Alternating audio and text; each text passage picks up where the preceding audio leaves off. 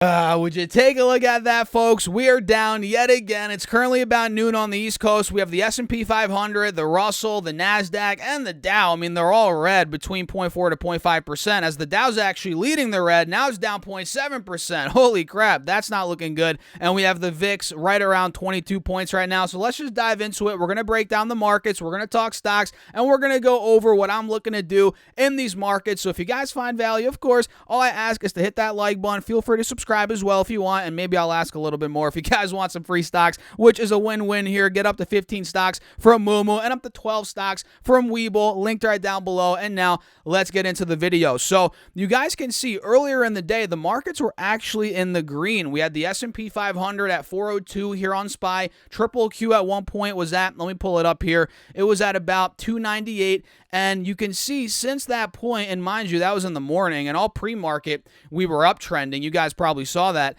And then once the markets actually opened, we ended up getting destroyed. Triple Q double topped at 298. Now it's at 293. It is down intraday from that intraday high, almost 2%. We have SPY at the same, or in the same time period, down about, probably not as much as that, probably not down as much as 2%.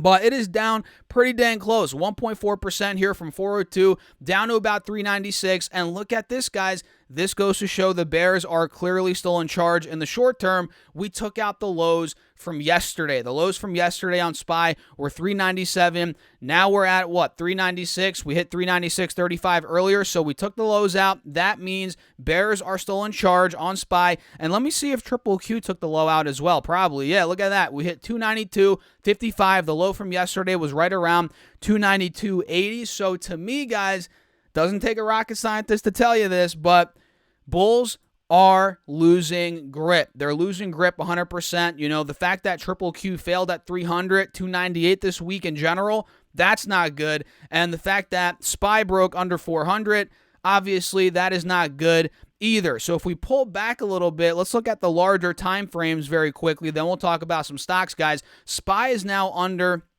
clearly, and it has been the past couple of days, the moving averages here on the 4-hour chart. And look at that. The head and shoulders that we called out, which I don't know why you guys aren't subscribed yet. We call this stuff out all the time, so make sure you guys subscribe if you haven't done so already. But we talked about this the past couple of days. Look, it's playing out beautifully, right? We have the left shoulder, the head, the right shoulder now is starting to play out. There could be some more downside here, no doubt about it, on SPY. I mean, look, if we draw out some lines, we can see 392 is a big support coming up.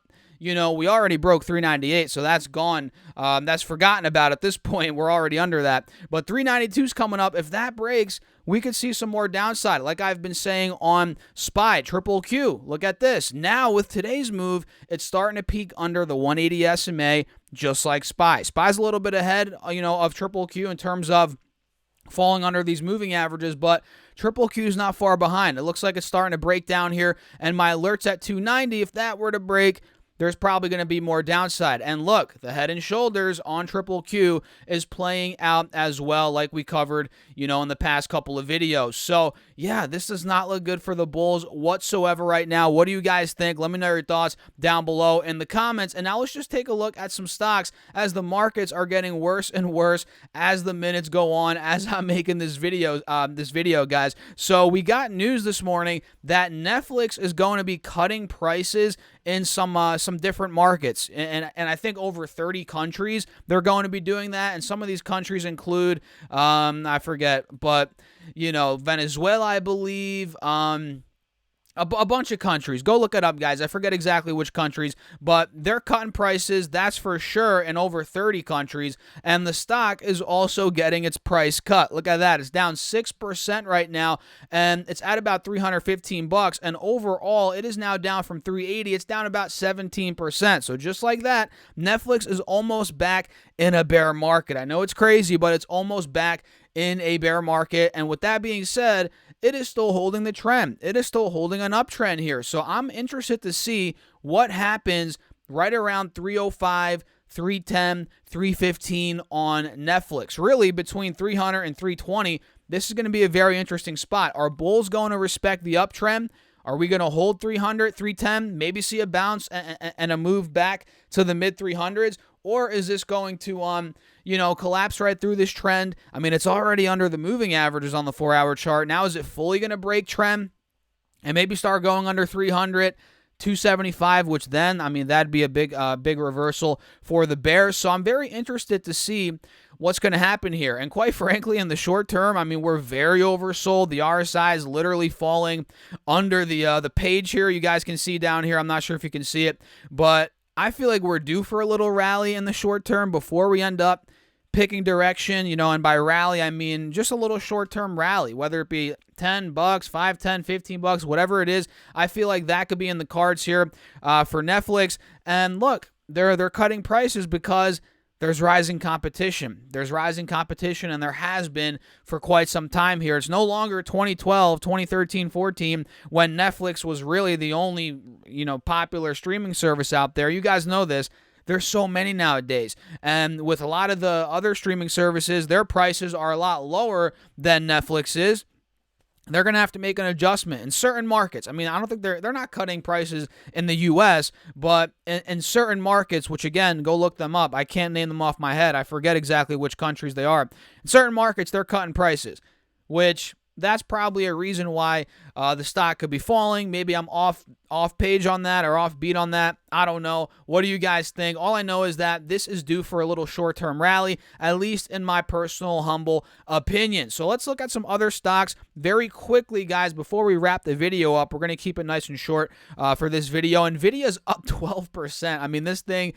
Remember we talked about 225, 230 yesterday? That was a big resistance from, a couple weeks ago, a couple days ago, throughout the month, really, of February. Well, we took that out. We broke right through that point, and now we're at 233. We hit 238 earlier, which is, a big move for the bulls.